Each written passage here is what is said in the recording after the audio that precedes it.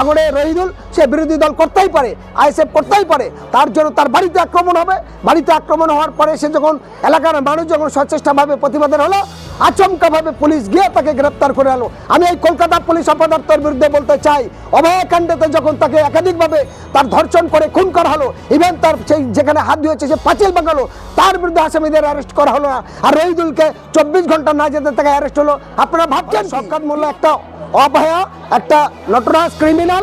এই ক্রিমিনালের উদ্দেশ্য বলতে চাই, শান্ত ক্যানিং পূর্বকে যেমন অশান্ত করে তার গণতন্ত্রকে বিশ্বাস করে না, জোরপূর্বে তিনি ক্ষমতা দখল করতে যায়, একইভাবে শান্ত ভাঙুরকে অশান্ত করার চক্রান্ত করছে। আমি বাংলার প্রত্যেকটা জাতি ধর্ম বর্ণ নির্বিশেষে সমস্ত সুবুদ্ধি সম্পন্ন মানুষের উদ্দেশ্যে বলতে চাই, বাংলায় হচ্ছেটা কি?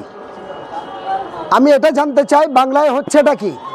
একদিকে স্বৈরাচারী সাম্প্রদায়িক বিজেপি, তারা জানে তাদের 77টা এমএলএ এবং 16টা এমপি, 3 জন কেন্দ্রীয় মন্ত্রী থাকার পর বাংলার মানুষ দুরবস্থা, তারপরেও তারা বাংলার মানুষদের ডি ভোটার করে শুভেন্দু অধিকারী কী করে জানলো যে 1 কোটি বাদ যাবে?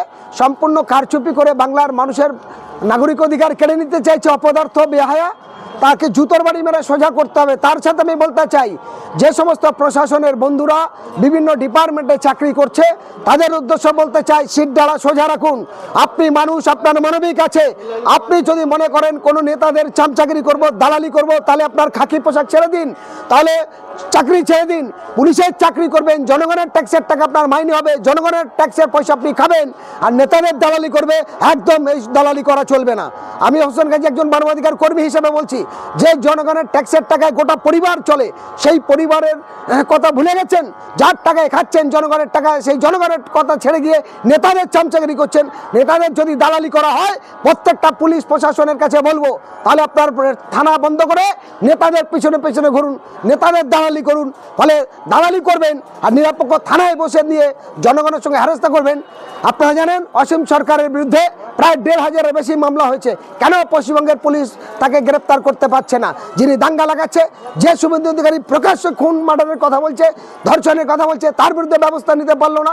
একাধিক ঘটনাগুলো ঘটছে।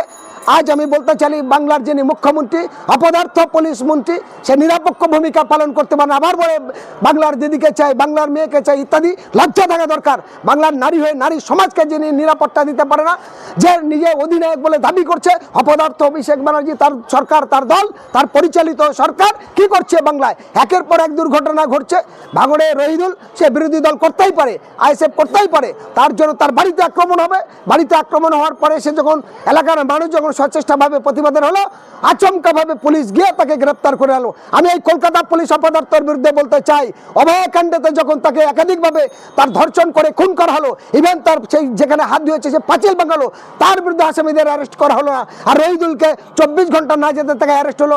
আপনারা ভাবছেন কি ভাবছেন? বাংলার মানুষ আইন ব্যবস্থা নেই, বাংলার গণতন্ত্র নেই, গণতন্ত্র নামে দলতন্ত্র রাজত্ব করবে, আইনকে বুড়ামূল দিকে ক্ষমতার অপব্যবহার করবেন। আমি কলকাতা পুলিশের উদ্দেশ্য বলতে চাই, আমি হোসেন গাজী মানবাধিকার কর্মী হিসাবে আবারও বলতে চাই, পুলিশের উদ্দেশ্য হুঁশিয়ারি দিয়ে, ফলে সাবধানের সঙ্গে কাজ করুন, নাহলে আইন কিন্তু কারোর ছেড়ে কথা বলবে না।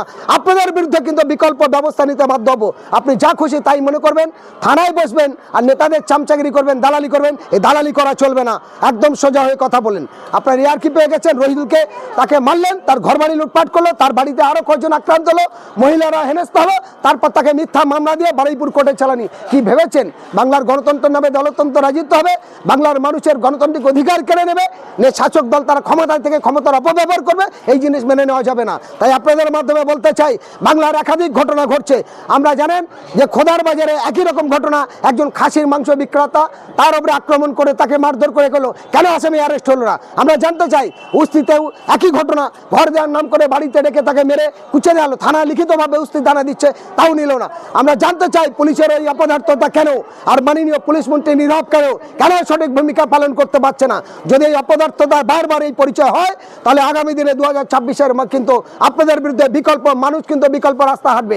অলরেডি ভাবে বিকল্প হাঁটছে বলেই তারা অপদার্থতার মতো ক্ষমতা অপব্যবহার করে, তারা বুড়ামূল দেখিয়ে তারা সমস্ত নির্বাচনকে বয়কট করে তারা জোরপূর্বে ক্ষমতা দেখাল। এই জিনিস মেনে নেওয়া যায় না। টিএমসি আইএসএফ সংঘর্ষের পর দেখলাম যে টিএমসি কয়েকজনকে গ্রেপ্তার করা হলো এবং আইএসএফ কয়েকজনকে গ্রেপ্তার করা, কিন্তু রহিদুলকে গ্রেপ্তার না করায় শওকত মোল্লা সেখানে বিশাল বড় র্যালি করে দিল। শওকত মোল্লার উদ্দেশ্যে আমি বলতে চাই, সে তো একেবারে সারা রাজ্যের মানুষ জানে, সে নিজেই ভালো গণতন্ত্র বোঝে না, ন্যায় নীতি বোঝে না, তার মধ্যে কোনো সভ্যতা সততা নেই, তার মতন কোনো নীতি আদর্শ নেই, একটা অসভ্য নোংরা মানুষ সে। যেমন আমরা জানি বাংলার একটা ভারতবর্ষের উগ্র সাম্প্রদায়িক শক্তি আরএসএস, ফলে মুসলমানদের ভিতরে একটা বড় আরএসএসের এই উগ্র সন্ত্রাসী তৈরি করছে, তার নাম মমতা ব্যানার্জি। মমতা ব্যানার্জি হলো মুসলমানদের সন্ত্রাসী বানানোর একটা কারখানা, একটা কারিগর। এই অপদার্থতার এটা মেনে নেওয়া যায় না। ফলে শওকত মোল্লা একটা অভয়া, একটা নটরাজ ক্রিমিনাল। এই ক্রিমিনালের উদ্দেশ্য বলতে চাই, শান্ত ক্যানিং পূর্বকে যেমন অশান্ত করে তার গণতন্ত্রকে বিশ্বাস করে না, জোরপূর্বে তিনি ক্ষমতা দখল করতে যায়, একইভাবে শান্ত ভাঙড়কে অশান্ত করার চক্রান্ত করছে। ফলে আমি ভাঙড়বাসীদের আপনাদের উদ্দেশ্য বলতে চাই, এই অপদার্থ শওকত মোল্লার বিরুদ্ধে মানুষের জনসমর্থন নিয়ে ঐক্যবদ্ধভাবে জনগণের একদম সচেষ্টভাবে প্রতিবাদের রাস্তায় আসা উচিত।